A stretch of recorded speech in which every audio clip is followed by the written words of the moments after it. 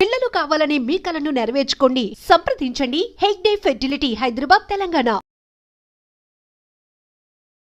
నమస్తే, welcome back to IT media. నేను మీ ఝాన్సీ.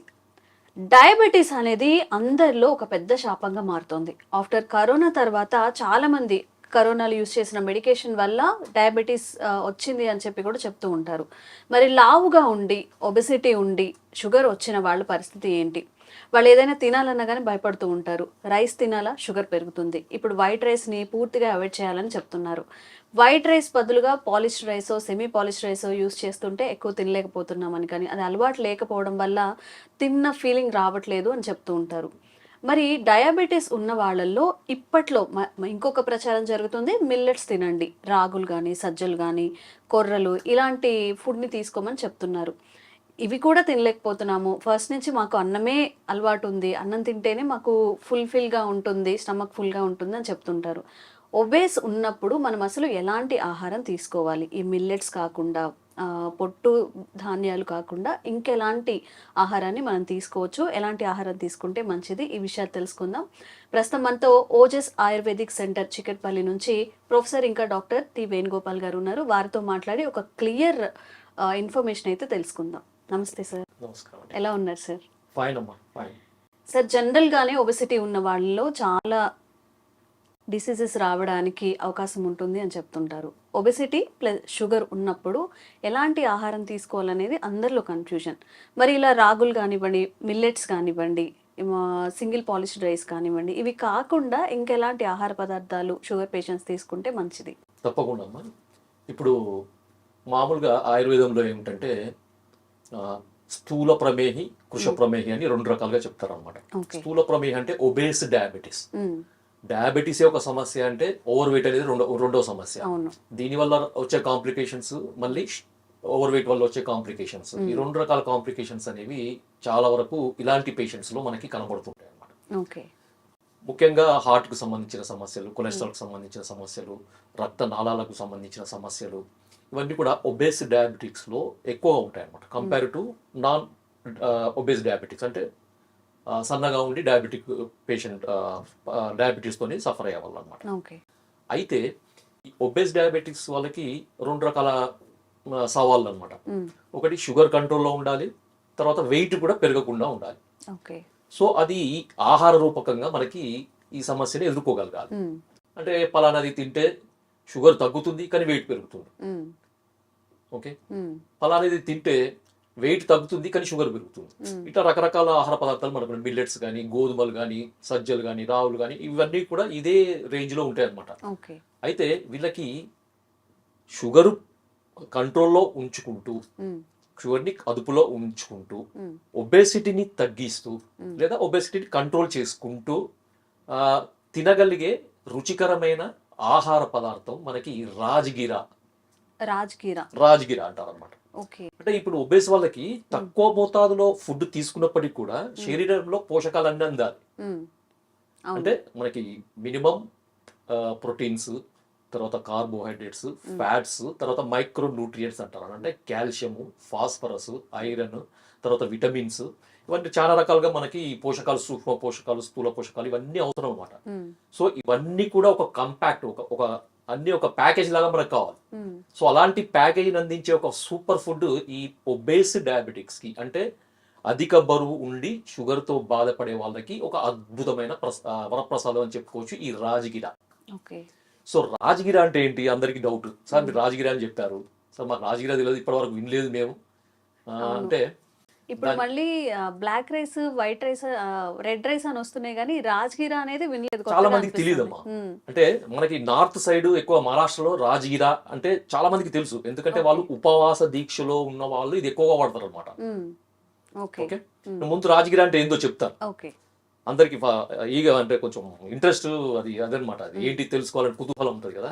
రాజగిరా అంటే ఏం లేదమ్మా, మనకి తోటకూర మనం తింటాం కదా, ఆకుకూర, దాంట్లో ఒకటి ముళ్ళ తోటకూర అని ఒకటి ఉంటుంది. సో దాని గింజలే మామూలుగా మీరు తోటకూర గింజలు అని తెలుగులో అంటారు.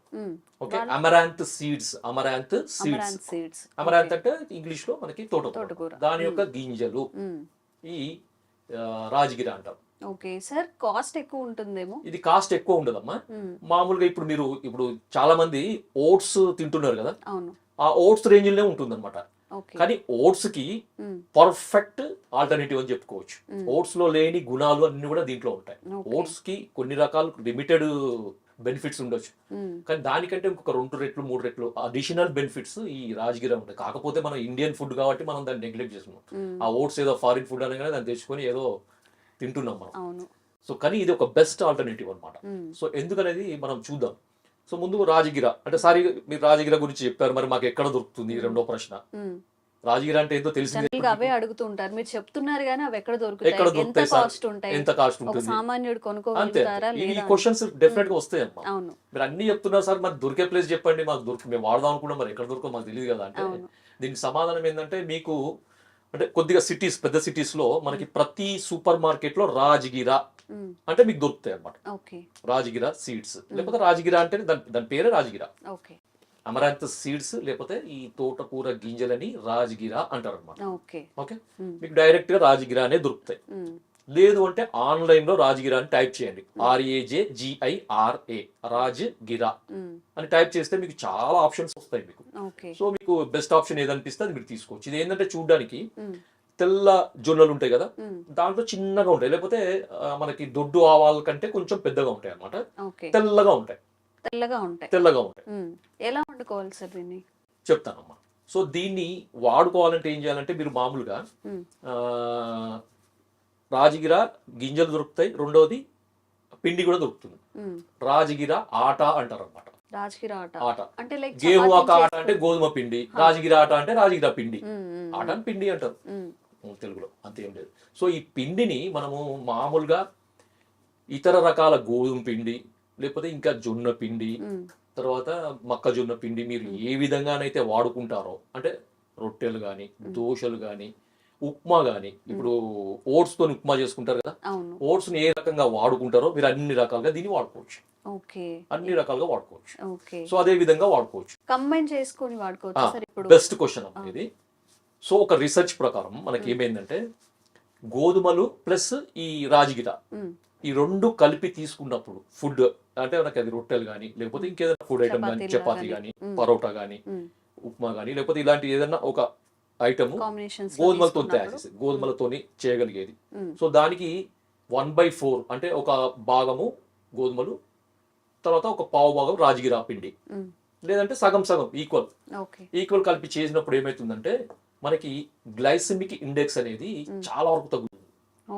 సో మామూలుగా అది గోధుమలది గ్లైసెమిక్ ఇండెక్స్ అనేది 107, 108 మధ్యలో ఉంటుంది అనమాట, 110 కొంచెం అటు ఇటుగా ఉంటుంది. ఎప్పుడైతే ఈ రాజగిరా పిండితోని మనం గోధుమలను కలిపి చేసిన ఫుడ్ ఐటమ్ కనుక టెస్ట్ చేస్తే, దాని గ్లైసెమిక్ ఇండెక్స్ అనేది మ్మ్. దాదాపుగా 20 నుంచి 25 మధ్యలోకి వచ్చేసింది. చాలా తగ్గిపోయింది. చాలా తగ్గుతుంది. జస్ట్ పావంతు మాత్రమే. అందుకని ఏంటంటే డయాబెటిక్ పేషెంట్స్ కి ఒక వరప్రసాదం లాగా చెప్పుకోవచ్చు అన్నమాట. ఒకటి. తర్వాత దీనివల్ల ఏమవుతుందంటే, ఆకలి అనేది తగ్గుతుంది. ఎందుకంటే దీంట్లో కాంప్లెక్స్ కార్బోహైడ్రేట్స్ ఉంటాయి. కాంప్లెక్స్ కార్బోహైడ్రేట్స్ ఉండడం వల్ల ఏమవుతుందంటే, అవి లేట్ గా జీర్ణం అవుతాయి. దాంతో ఏమవుతుందంటే, మనకి ఈ షుగర్, సడన్ షుగర్ స్పైక్ అంటారు కదా, మనం ఈ బియ్యం గానీ పాలిష్ బియ్యం ఇలాంటివి తీసుకున్నప్పుడు షుగర్ సడన్ గా పెరుగుతుంది, సడన్ స్పైక్ అంటారు. సో ఆ సడన్ స్పైక్స్ షుగర్ అనేది ఎప్పటికైనా కానీ మంచిది కాదనమాట. సో అది ఇంటర్నల్ ఆర్గన్స్ మీద దెబ్బ కొడుతుంది. సో ఇది ఏమవుతుందంటే, కాంప్లెక్స్ కార్బోహైడ్రేట్స్ వల్ల స్పైక్ అనేది ఉండదు అనమాట. స్లోగా మనకి బ్లడ్ షుగర్ అనేది మెయింటైన్ అవుతుంది అనమాట. సో దీని వల్ల ఇది ఒక బెనిఫిట్. రెండో బెనిఫిట్ ఇంకొకటి, అంటే మెయిన్ బెనిఫిట్ చెప్తున్నాను. ఇంకొకటి ఏంటంటే, దీంట్లో గెహరిన్ అనే ఒక కెమికల్ ఉంటుంది అనమాట, ఫైటో కెమికల్ అంటారు, గెహరిన్. సో దాని వల్ల ఏమవుతుందంటే, అది బ్రెయిన్ మీద అపెటైట్ స్టిమ్యులేటర్ అంటారు. అంటే మన ఆకలిని పెంచే ఒక హార్మోన్. ఓకే, ఆకలిని పెంచే హార్మోన్. ఈ హార్మోన్ ప్రొడక్షన్ కాకుండా, అంటే ఉత్పత్తి కాకుండా దాన్ని ఆపుతుంది అనమాట. మంచిదేనా సార్ అలా? అదే కదా, మంచిదే. రెండు ఎందుకు అంటే, ఆకలి కొద్దిగా తగ్గినప్పుడు ఏంటంటే, మనం ఫుడ్ క్వాంటిటీ తక్కువ తీసుకుంటాం. దానివల్ల వెయిట్ కంట్రోల్కి వస్తుంది, బరువు కంట్రోల్కి వస్తుంది.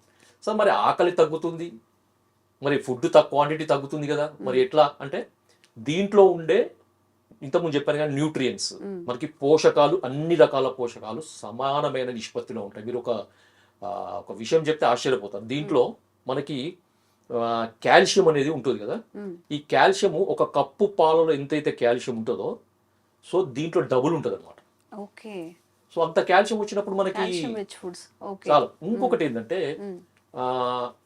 వైటమిన్ సి అనేది, వైటమిన్ సి అనేది మామూలుగా మీకు వేరే ఎటువంటి మిల్లెట్స్ లో ఉండదు. తృణధాన్యాలు కానీ, గోధుమలు కానీ, లేకపోతే జొన్నలు, రాగులు, మనకి తర్వాత బియ్యం, గోధుమలు, ఇట్లా దేంట్లో కూడా వైటమిన్ సి అనేది ఉండదు. వైటమిన్ సి ఉండే ఒకే ఒక గ్రెయిన్.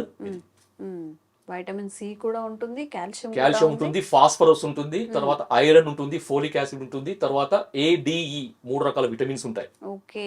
ఒక్క ఆహార పదార్థం మనం చేసుకుంటే మనకి పోషకాల విలువకు ఉంటాయి. వెయిట్ కంట్రోల్ లో ఉంటుంది. తర్వాత షుగర్ వాళ్ళకి ఎటువంటి ఇబ్బంది ఉండదు, వాళ్ళకు కూడా షుగర్ కూడా కంట్రోల్ ఉండడానికి అవకాశం ఉంది. తర్వాత ఇంకొకటి ఏంటంటే జీర్ణ శక్తి కూడా ఇంప్రూవ్ అవుతుంది అనమాట. కొంతమంది డయాబెటిక్ పేషెంట్స్ కానీ, నాన్ డయాబెటిక్ పేషెంట్స్ కానీ జీర్ణ శక్తి అనేది కొంచెం తగ్గుతుంది. సో వాళ్ళకి జీర్ణ శక్తి పెరుగుతుంది, ప్లస్ ఒకటి మలబద్ధత సమస్య కూడా పోతుంది అనమాట. ఎందుకంటే దీంట్లో మనకి ఫైబర్ కంటెంట్ కూడా ఉంటుంది అనమాట. 100 grams లో 2 grams ఫైబర్ ఉంటుంది. 100 grams అంటే ఒక కప్పు అట్లా తీసుకోండి, 2 grams మనకి ఇది ఉంటుంది. ఇంకొక బెనిఫిట్. తర్వాత ఈ కొంచెం ఏజ్ దాటిన వాళ్ళకి, అంటే ఒక 60-65 దాటిన డయాబెటిక్ పేషెంట్స్ కానీ, నాన్ డయాబెటిక్ పేషెంట్స్ కానీ, ఒబేస్ కానీ, నాన్ ఒబేస్ వాళ్ళకి కానీ సో ఆస్టియోపోరోసిస్ అనే ఒక సమస్య వస్తుంది అన్నమాట. అంటే మనకి ఎముకలలో మినరల్, కాల్షియం, ఫాస్ఫరస్ బోన్ లో ఉండే అది రిజార్ప్షన్ జరుగుతుంది. అంటే రంధ్రాలు పడడం, వీక్ కావడం, ఆస్టియోపోరోసిస్, ఎముకలు వీక్ కావడం, బలహీనం కావడం. అంటే చాక్ పీస్ అయితే ఎట్లా ఉంటుందో అంత బలహీనంగా తయారవుతుంది. సో అలాంటి వాళ్ళకి అది ప్రివెంట్ కావడానికి, వచ్చింది కూడా మేనేజ్ కావడానికి ఇది ఫుడ్ కనుక రెగ్యులర్ గా తీసుకుంటే అద్భుతమైన ఫలితాలు ఉంటాయి, చాలా ఫలితాలు. దీంట్లో ఇంకొకటి ఏంటంటే ఇప్పుడు చెప్పిన నేను ఈ విటమిన్స్, మైక్రో న్యూట్రియంట్స్, మినరల్స్ అంటారు కదా, సో ఇవన్నీ కాకుండా దీంట్లో ఏంటంటే ఒకటి లైసిన్ అనే ఒక అమైనో యాసిడ్ ఉంటుంది అనమాట. లైసిన్ అనే ఒక అమైనో యాసిడ్ ఇది ఏం చేస్తుందంటే మనకి కాల్షియం అబ్జార్ప్షన్ ని బోన్ లోకి పెంచుతుంది అనమాట. అంటే మన రక్తంలో మన ఫుడ్ ద్వారా కానీ, ఏదైనా దేని ద్వారా కానీ మనకి కాల్షియం బ్లడ్ లో వస్తుంది కదా, బ్లడ్ లో వచ్చింది మనకి ఎలిమినేట్ అవుతుంది, దాదాపుగా ఎలిమినేట్ అవుతుంది, 90% ఎలిమినేట్ అవుతుంది. కొంతమందికి ఏంటంటే అది కూడా ఎలిమినేట్ అయిపోతుంది అనమాట. 90 నుండి 99% ఎలిమినేట్ అయిపోతుంది, 1% అవైలబుల్ ఉంటుంది. సో ఈ 1% వల్ల కొంచెం వాళ్ళకి ఈ మినరల్ డెఫిషియన్సీ అనేది వస్తుంది అనమాట. సో అలాంటి వాళ్ళకి ఈ లైసిన్ ఉన్న ఫుడ్ కనుక తీసుకుంటే, అంటే ఇప్పుడు రాజగిరాలో లైసిన్ ఉంటుంది కాబట్టి ఈ రాజగిరా వల్ల మనకి కాల్షియం అబ్జార్ప్షన్ అనేది బోన్ లోకి పెరుగుతుంది అనమాట. సో దాంట్లో బోన్ ఇది కూడా స్ట్రెంత్ కూడా పెరుగుతుంది. అది ఇంకొక బెనిఫిట్. తర్వాత ఇంతకుముందు మనం మాట్లాడుకున్నాం కదా, ఈ ఒబేస్ డయాబెటిక్ పేషెంట్స్ లో మనకి హార్ట్ కు సంబంధించిన ప్రాబ్లమ్స్ వస్తాయి. ఓకే. సో దీంట్లో మనకి ఒక రకమైన ఫైటోకెమికల్స్, స్టిరాయిడ్ అని ఒక 2 రకాల కెమికల్స్ ఉంటాయి అన్నమాట. ఇవి ఏం చేస్తాయంటే మనకి కొలెస్ట్రాల్ ని కూడా కట్ ఆఫ్ చేస్తాయి, తగ్గిస్తాయి అన్నమాట. సో దాంట్లో వీళ్ళకి దానివల్ల ఏమవుతుందంటే భవిష్యత్తులో వీళ్ళకి హార్ట్ రిలేటెడ్, కొలెస్ట్రాల్ వల్ల వచ్చే హార్ట్ రిలేటెడ్ సమస్యలు కూడా చాలా వరకు తగ్గిపోతాయి అన్నమాట. సో దీంట్లో ఇంకొకటి ఏంటంటే ఇది చాలా మందికి గ్లూటిన్ రెసిస్టెన్స్ అని దొరుకుతుంది, గ్లూటిన్ ఇంటాలరెన్స్ అని ఒకటి ఉంటుంది. సో చాలా మంది గోధుమలలో గ్లూటిన్ ఉంటుంది, సో గోధుమలు పడవు. సో దీంట్లో గ్లూటిన్ అనేది ఉండదు అన్నమాట, అసలు ఉండదు. సో కాబట్టి వాళ్ళు హ్యాపీగా దీంతో చపాతీలు కానీ, పూరీలు కానీ సంతోషంగా తినొచ్చు, ఎంతనైనా తినొచ్చు, వాళ్ళకి ఇష్టం వచ్చినంత తినొచ్చు, ఎటువంటి సమస్య ఉండదు. ఇంకొకటి ఇప్పుడు పిండి రూపం, అంటే ఇంతకుముందు చెప్పాను కదా ఆట లాగా చేసుకొని పూరి కాకుండా ఏంటంటే కొంచెం స్నాక్స్ లాగా కూడా తినొచ్చు దీన్ని. అంటే మాకు ఇవన్నీ కొంచెం చేసుకోవడం కొద్దిగా ఏంటంటే ఈవినింగ్ స్నాక్స్ ఎట్లా చేసుకోవాలి అంటే మామూలు ఒక 2 స్పూన్స్ కానీ 3 స్పూన్స్ కానీ ముక్కుల్లో వేసేసి సన్నటి మంట పెట్టాలి. ముక్కులో వేసి కొద్దిసేపు ఉంచితే ఏమవుతుందంటే మనకి పాప్కార్న్ ఎట్లయితే పొంగుతుంది కదా, పఫ్ అవుతుంది కదా, సో ఆ విధంగా ఈ గింజలు కూడా ఇట్లా పొంగుతాయి. జొన్నలు, తర్వాత ఇవి ఏవైతే మనకి మక్కలు, పాప్కార్న్ అంటారు కదా, ఎట్లయితే పాపప్ అవుతాయో, ఇట్లా పొంగుతాయో అదే విధంగా ఇవి కూడా పొంగుతాయి అనమాట. సో దాన్ని తీసుకొని మనం ఏదైనా మీరు గార్నిషింగ్ ఏదైనా చేసుకొని తినొచ్చు, స్నాక్స్ లాగా తీసుకోవచ్చు, లేదంటే పొడిలాగా చేసుకొని పాలలో కలుపుకొని తీసుకోవచ్చు, పాలలో కూడా కలుపుకోవచ్చు ఆ పొడిని, లేదా సూప్ లాగా చేసుకోండి, సలాడ్ల మీద వేసుకోండి, మీరు ఏ విధంగానైనా వాడుకోవచ్చు దీన్ని. లేదంటే మీతో ముందు చెప్పిన మిల్లెట్స్ ఇతర రకాల మిల్లెట్స్ తో దేంతోనైనా కలిపి తీసుకోవచ్చు. గోధుమలతో కలిపి తీసుకోవచ్చు, తర్వాత బియ్య పిండిలో కలిపి తీసుకోవచ్చు, లేదంటే కూరలలో కూడా కలిపి తీసుకోవచ్చు. కర్రీ ఆల్రెడీ చేసినాము తీసుకోవచ్చు. మనకి మార్కెట్ లో లేదు అంటే ఈ పొంగించిన ఈ గింజలతోని పిల్లలకి పెట్టాలనుకోండి, పిల్లలు కూడా పెట్టొచ్చు. ఇది మంచి, ఎందుకంటే దీంట్లో అన్ని మనకి మినరల్స్, విటమిన్స్, తర్వాత అమైనో యాసిడ్స్ ఇవన్నీ ఉన్నాయి కదా. సో మామూలుగా అయితే నార్త్ సైడ్, ముఖ్యంగా అయితే మహారాష్ట్ర సైడ్ అయితే రాజగిరా లడ్డు అని దొరుకుతుంది అనమాట. సో పిల్లలు బాగా తింటారు, ప్రతి ఇంట్లో చేస్తారనమాట అది రాజగిరా లడ్డు అని. ముఖ్యంగా నవరాత్రుల టైంలో వాళ్ళు నవరాత్రి ఉపవాసాలు ఉన్నప్పుడు వాళ్ళ ఉపవాసం విడిచిపెట్టిన తర్వాత తీసుకునే మొట్టమొదటి ఫుడ్ ఇదే అనమాట. అంత న్యూట్రిషియస్ ఫుడ్, అంత న్యూట్రిషియస్ ఫుడ్. వేరే ఫుడ్ లో ఇంత న్యూట్రిషన్ వాల్యూస్ ఉండవు. అందుకే వాళ్ళు దానికి అంత దీన్ని ఏమంటారు అంటే ఫాస్టింగ్ ఫుడ్ అంటారు. Best suitable food for fasting. Okay sir, అయితే జనరల్గా మనం ఒకటి వాడాలి అని చెప్పినప్పుడు ఇది ఎలా అంటే రైస్గా వాడుకోవచ్చా, రైస్ చేసుకుంటే ఎలా చేసుకోవాలి అని చెప్పి అడుగుతూ ఉంటారు. అంటే రైస్ క్వాంటిటీగా ఉడికించుకొని తినేయచ్చా కర్రీతో కలిపేసుకొని? ఉడికించేదానికంటే ఎక్కువ ఏంటంటే ఈ ఆట అన్నాం కదా, దాని పిండి, ఆ పిండితో చేసిన రెసిపీస్ వాడుకోవడం బెటర్.